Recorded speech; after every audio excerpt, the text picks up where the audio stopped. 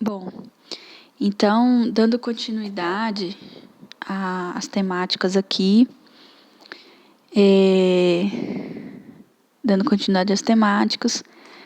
a aula em específico, a gente pode dizer, então, que essa noção da geografia inserida nas transformações do espaço na sociedade urbana e industrial tem a ver também com a questão da urbanização, das taxas de urbanização.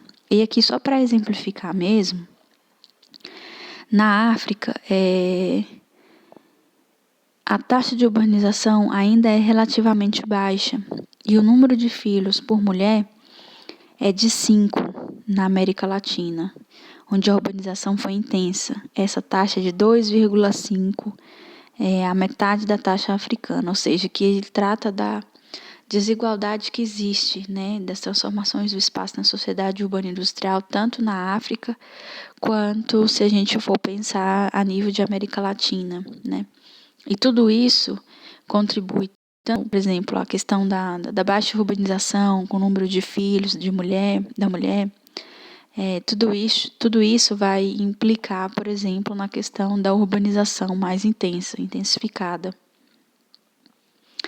Essa taxa, então, de 2,5 da taxa africana, fica bem abaixo se a gente for analisar por outros países ou pela realidade brasileira, por exemplo, né? Então, tanto a taxa de urbanização quanto de densidade demográfica e dos índices de desenvolvimento humano também tem a ver com essas noções, as transformações inseridas no espaço sociedade urbana industrial. Bom, dando continuidade, quando a gente fala, por exemplo, de geografia, é importante a gente trazer no campo geográfico a teoria neomalthusiana e reformista. Essa teoria, então, ela reflete em alguns aspectos. Por exemplo, a reflexão sobre o crescimento acelerado da população nos países subdesenvolvidos deu origem a novas teorias demográficas. Teorias essas que associam o crescimento demográfico ao crescimento socioeconômico e propunham soluções antinatalistas para os problemas econômicos enfrentados pelos países subdesenvolvidos. Essas teorias ficaram conhecidas como teorias neomalthusianas, ou seja, de um novo neomalthusianismo. Para quem não conhece, Malthus é um autor muito importante na área da geografia que vai tratar da questão do crescimento da população e das taxas demográficas. Ele tinha uma teoria que nem todo mundo tinha acesso à alimentação em função desse aumento gradual da população e que muitos desastres e fenômenos iam ocorrer na natureza, em específico, para contribuir para algumas noções de soluções antinatalistas, né?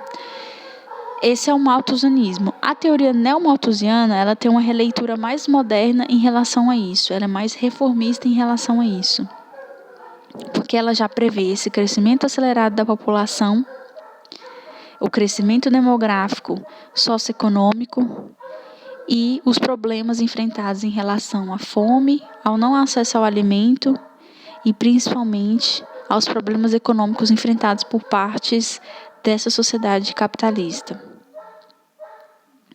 Nesse sentido, esses princípios críticos da teoria neomalthusiana foram reformistas. Segundo estes, o grande crescimento demográfico coincidiu exatamente com a grande expansão econômica ocorrida em parte do mundo subdesenvolvido entre 1950 e 1980, que provocou o declínio da mortalidade.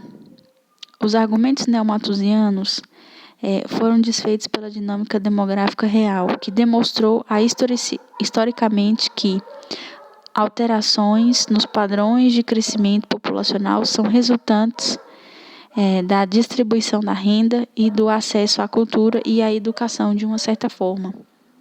Né? Então, essa é uma teoria. A teoria neomalthusiana é uma teoria extremamente importante se a gente for pensar numa geografia inserida nas questões de transformação do espaço da sociedade urbana e industrial, por exemplo. Né? Ele que vai tratar, então, do declínio dessas políticas demográficas, né, das populações demográficas, e o tanto que os padrões socioeconômicos e da questão das políticas, da não existência de políticas públicas, vão se operar no território dos países e contribuir para a aceleração e o crescimento da pobreza em específico, né? Malthus é um autor bastante trabalhado nos estudos da geografia, sobretudo dos estudos em específico das populações, né? E a gente ainda é bom a gente trazer aí aqui bastante em evidência que ele sempre trata dos países subdesenvolvidos. Os estudos dele e das teorias neomalthusianas sempre são mais angariadas e específicas das regiões aí dos países subdesenvolvidos, né? Ele se detém a essas análises geográficas a países subdesenvolvidos, que são de fato os países que passam pela questão da mortalidade, da pobreza extrema, das questões demográficas, dos problemas políticos e da questão socioeconômica e das desigualdades sociais também. Agora, a teoria ecomalthusiana, ela já tem uma releitura um pouco diferenciada. Primeiro porque essa teoria ecomalthusiana, ela se dá mediante o aumento da população mundial, que tem sido frequentemente apontado como principal responsável pela dilapidação dos recursos naturais. Essa nova visão sobre o crescimento populacional faz parte da chamada teoria ecomalthusiana, que surgiu com alguns ecologistas já no final da década de 60, com a publicação do livro A Bomba Populacional, de Paul Ehrlich, autor de 1854 e 1915, que relacionava a pressão do crescimento populacional sobre os recursos naturais e aponta que o controle populacional é necessário para que a vida no planeta seja cada vez mais viável. Essa teoria ecomalthusiana, ela é uma teoria que envolve as questões ecológicas e da relação sociedade-natureza com o ser humano, inserido, portanto, no mundo mais contemporâneo, né? Ela faz uma releitura da teoria neomalthusiana e agora ela já foi pensada também pelo Paul Ehrlich, que traz, então, essa noção de que esses recursos naturais precisam, de fato, ser melhor geridos pelo controle populacional, para que se tenha um certo equilíbrio entre essa relação sociedade e natureza no espaço geográfico.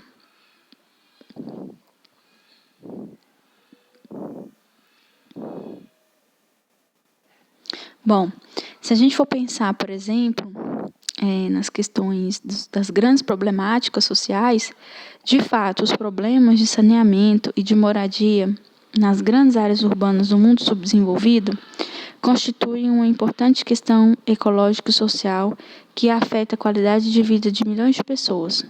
Mesmo apesar dessa constatação ser inquestionável e ser necessária, se apresentam também outras de cunho social e de cunho político, né?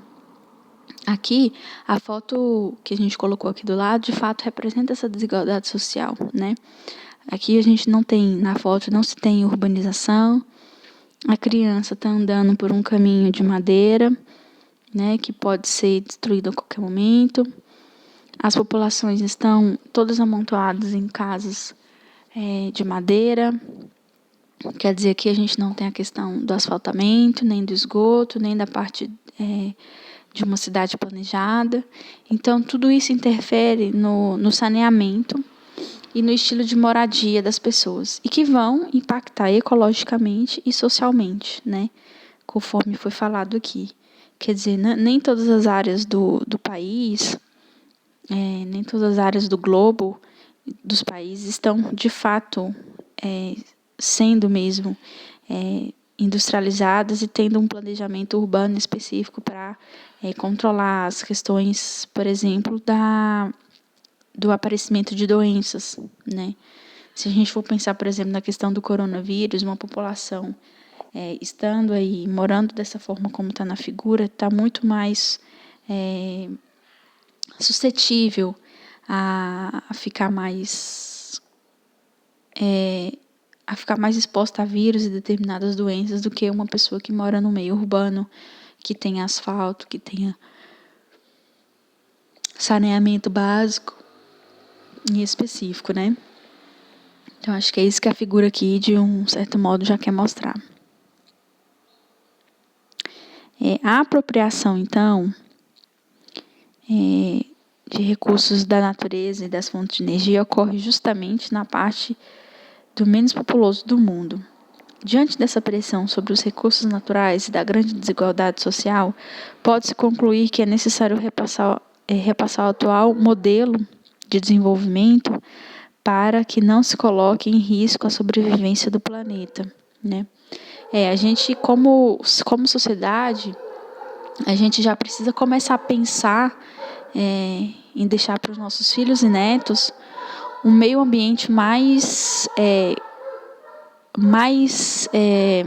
estável, um mundo mais estável, um planeta mais estável, né?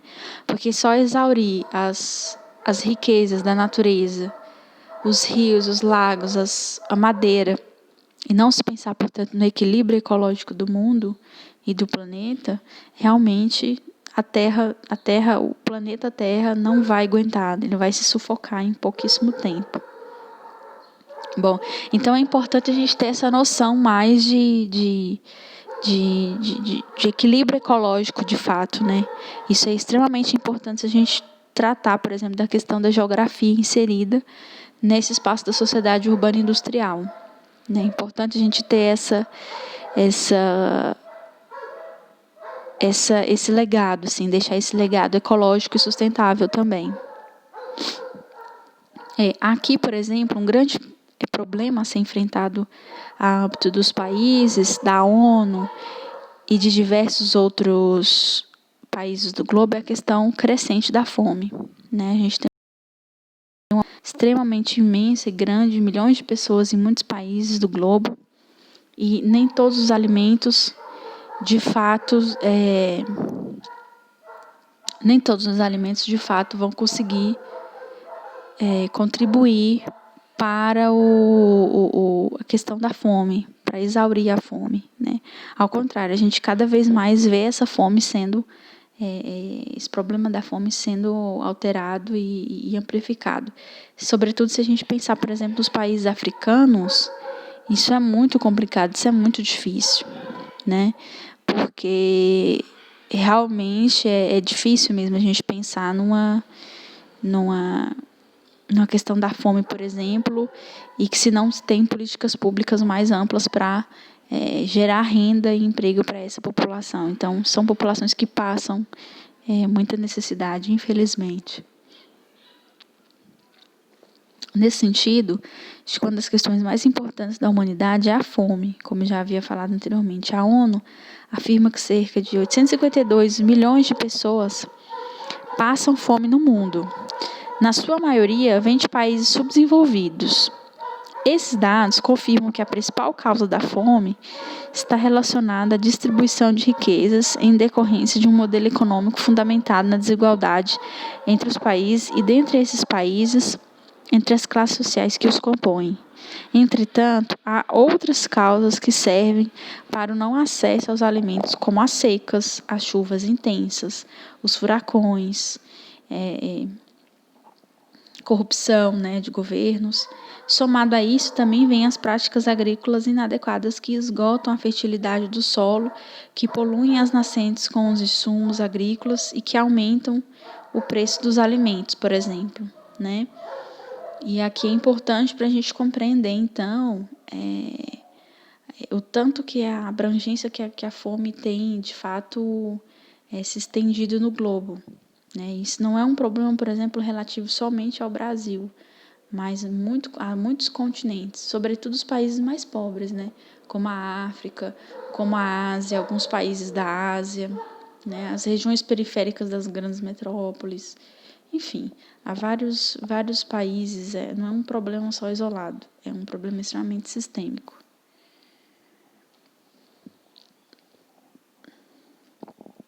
Somados a todos esses fatores, também tem a questão de políticas religiosas e econômicas que fomentam guerras e conflitos locais ou não.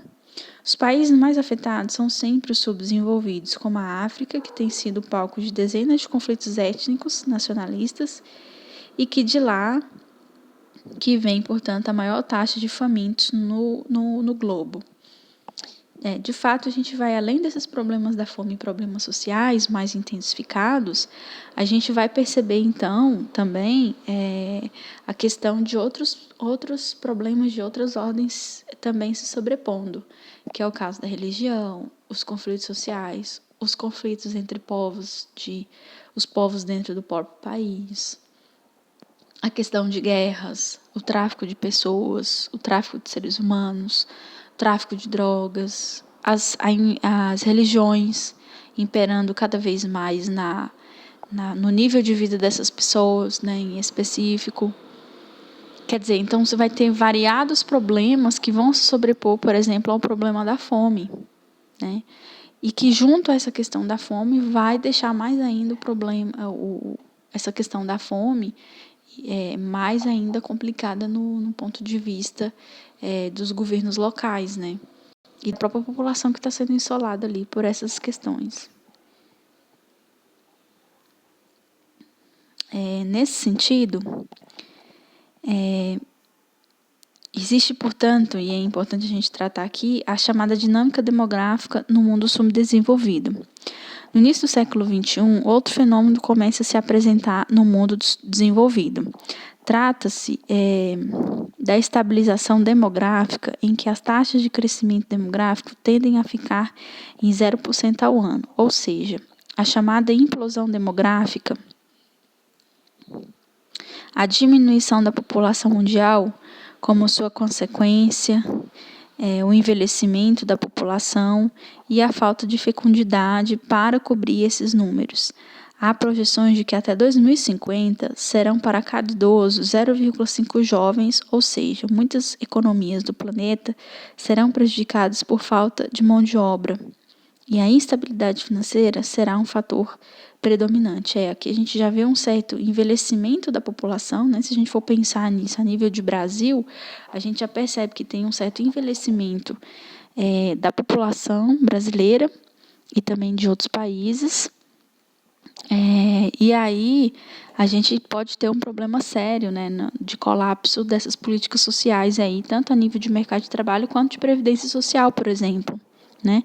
E se a gente fosse estender isso para outros países, populações de outros países do globo, é mais complicado ainda.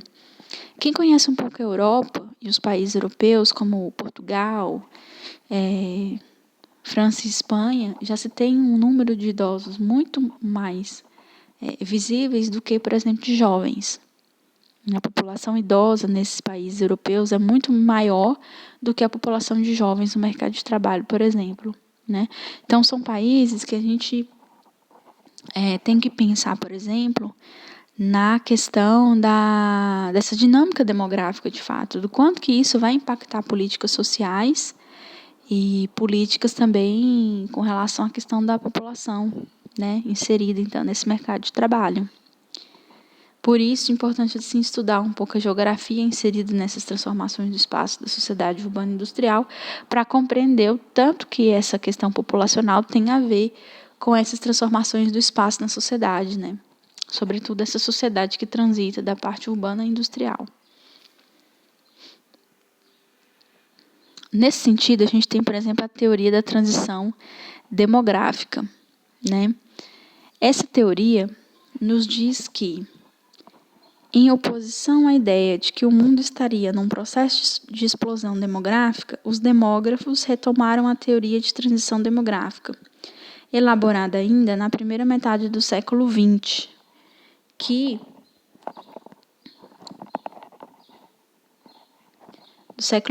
onde em 1929 a teoria afirmava que em determinado tempo na história o crescimento da população iria se estabilizar nem para mais nem para menos. E de lá veio em passos lentos e vagarosos, onde na maioria dos países envolvidos já afirmam ter a transição demográfica atuante em meio à sua sociedade. e foi marcada por 4 fases: a taxa de natalidade e de mortalidade elevada, a queda acentuada das taxas de mortalidade, a taxa de natalidade entra em declínio e o crescimento populacional fica mais intensificado. Realmente, essa teoria da transição demográfica consegue explicar para nós, por exemplo, a questão dessa gestão populacional, né, dos países do mundo, né? E isso tudo vai impactar em políticas sociais, em políticas públicas, na questão do aumento da violência urbana nos países, nos grandes problemas sociais, como a fome, como a incidência do crime, como a questão, por exemplo, do impacto social e ambiental dessas populações vivendo nos espaços das cidades, né? Então, é preciso repensar isso a âmbito mais amplo, né, do que a gente tem na atualidade em específico. Agora, se a gente for tratar, por exemplo,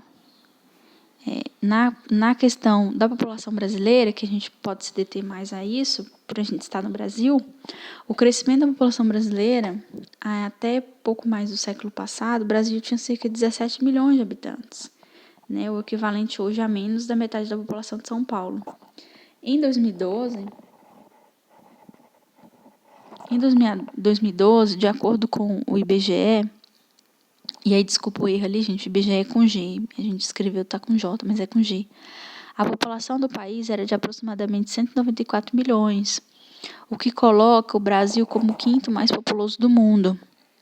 A dinâmica demográfica brasileira mostra grande crescimento a partir de 1940, com a queda das taxas de mortalidade dos países subdesenvolvidos em razão das chamadas conquistas na medicina e no relativo avanço do saneamento básico, né? E aqui a gente está pensando num país que ainda está, por exemplo, a partir de 1940, que a gente ainda está antes da ditadura militar, por exemplo, né? Quer dizer, tudo isso impacta o crescimento da população brasileira e que hoje já está nós estamos quase em 200 milhões de habitantes em todo o Brasil. Nesse sentido, a urbanização provocou mudanças no modo de vida das mulheres e, consequentemente, a queda da natalidade. Nas grandes cidades, as mulheres conquistaram maior espaço no mercado de trabalho e em outros setores, optando por ter filhos mais tarde e em menos número, dando assim importância à sua vida no mercado de trabalho. É importante a gente trazer isso, porque se a gente está pensando nessas transformações do espaço da sociedade urbana industrial, é importante a gente trazer isso, porque isso vai impactar, de fato, nas taxas demográficas da população brasileira, né? Quer dizer, cada vez mais, estando a vida com dificuldade, com a questão do desemprego estrutural, com as políticas de acesso à renda, a gente percebe que a mulher entrou no mercado de trabalho, o nível dela de ter filhos diminui, porque para criar 3, 4 filhos é muito mais difícil do que criar 1 ou 2, por exemplo. Então, foi a partir desse advento, na década de 80, 90, sobretudo, que as mulheres começaram a trabalhar, a ter independência, elas diminuíram o número de filhos, e isso impactou, em específico, e impacta até hoje, na questão das taxas demográficas do Brasil, sobretudo do Brasil, né? E é importante a gente pontuar isso aqui também. Existem também vários outros fatores, como o maior custo para criar um filho, acesso a métodos contraceptivos, noções de planejamento familiar e etc. Foi com o advento da vida moderna da mulher inserida no mercado de trabalho que ela pôde estudar mais, se concentrar mais, ter acesso ao saneamento básico, ter acesso a políticas esportivas de lazer, a profissionalização, que ela não fica apenas mais inserida no ambiente familiar e doméstico, e sim tanto familiar e doméstico, mas também do mercado de trabalho. Então, tudo isso impactou nas taxas de demografia e trouxeram, no caso brasileiro, uma diminuição da população jovem, né, tendo em vista que a maioria dessas mulheres vão querer ter, em sua grande média, menos filhos, ou tem mulheres até que não querem ter filhos. Tudo isso impacta, por exemplo, nas questões de demografia e da população do país. E aí, quando a gente fala, por exemplo, da questão da mulher, a gente entra, o que na geografia e na sociologia contemporânea também, a gente debate bastante, que é a questão da desigualdade de gênero. Né? Foi a partir dessas conquistas femininas, que foram bastante significativas nas últimas décadas, que se registrou um elevado número de índices de escolaridade e da presença feminina no mercado de trabalho. No entanto, a desigualdade de gêneros ainda persiste. As oportunidades econômicas de capacitação para mulheres continuam desiguais às dos homens e desfrutam ainda de menores oportunidades econômicas. As mulheres, ainda desempenhando vários papéis sociais, ainda têm um salário menor do que o de homens, por exemplo. Né? E isso também é algo que deve ser pontuado aqui, porque o correto seria a mesma mulher com a mesma profissão que um homem tem receber do mesmo modo, receber o mesmo salário. E, infelizmente, isso no Brasil ainda não, isso não acontece tanto ainda. Nesse sentido, a violência entre mulheres, que persiste em diversos países do mundo, é a mais grave constatação de desigualdade entre os sexos e da situação de submissão. Os maiores casos de violência ocorrem em âmbito doméstico, mas no contexto social, a mulher está sujeita às mais variadas formas de agressão, como o abuso sexual e o assédio no trabalho. São problemas que permeiam, né, para aquelas mulheres que estão inseridas no mercado de trabalho, a questão do abuso e do assédio sexual por parte de chefes e de colegas de trabalho. Né? Muitas mulheres já enfrentaram esse tipo de questão e levaram esses casos à justiça também, justiça trabalhista. E no caso da mulher que vive dentro do lar, há um crescimento muito grande de violência contra mulheres, de que mulheres estão sendo agredidas no próprio lar, e isso gera também uma questão grande demograficamente, porque vai impactar no fato dela não querer ter mais tantos filhos assim, por exemplo, né, para não vivenciarem essas questões aí a âmbito doméstico e familiar. E aí é preciso que a gente diga não à violência contra as mulheres. É importante trazer isso aqui, porque por mais que a gente está falando de uma geografia inserida nas questões das transformações do espaço na sociedade urbana industrial, a gente tem que aliar também a essa questão das desigualdades entre os gêneros, entre homens e mulheres. O tanto que é difícil. E aí, por exemplo, se a gente for pensar em país como a China e a Índia, tanto na China e na Índia, a violência começa antes do nascimento. Né? Nesses países, a preferência cultural é pelo filho homem. Muitas famílias interrompem o nascimento de meninas por meio de um aborto seletivo. Nesse país, a população masculina supera em grande volume a feminina, em contraste com o que acontece no restante do mundo. Na Índia, por exemplo, essa questão cultural já vem de uma cultura milenar na China. Na China, além da questão cultural, a explicação está na política do filho único. Esta medida impôs obrigatoriamente os casais a terem um único filho, fazendo assim a população dar uma retraída na distribuição de gêneros. Então, tudo isso, quando a gente fala dessa desigualdade de gêneros e de pessoas, vai impactar especificamente aí na população desse país. Né? Porque isso não vai se dar só com um casal em específico, vai se dar com todos os casais daquele país. E vai influenciar no crescimento populacional em relação a isso. E esse crescimento populacional vai influenciar na questão sociopolítica e socioeconômica dos países. Né? Na sua política industrial, na sua política de geração de emprego, na questão de empregos industriais e tudo mais. Né? Você vê que é diferente do Brasil. Já no Brasil, fazendo esse contraste aí com a China e com a Índia, a população feminina no Brasil apresenta níveis de escolaridade superiores ao da população masculina. Né? No entanto, as mulheres com grande potencial humano para promover o desenvolvimento do país ainda têm um caminho a ser percorrido para a conquista da igualdade. Apesar da implantação de políticas públicas voltadas para as mulheres, a desigualdade ainda persiste. Os os papéis tradicionais desempenhados pelas mulheres e pelos homens ainda estão muito enraizados na cultura brasileira. A mulher, ela fica praticamente ali para o trabalho doméstico e familiar, os cuidados domésticos e familiares, e o homem mais voltado ao mercado de trabalho. Isso tudo impacta na questão da população, por exemplo, né?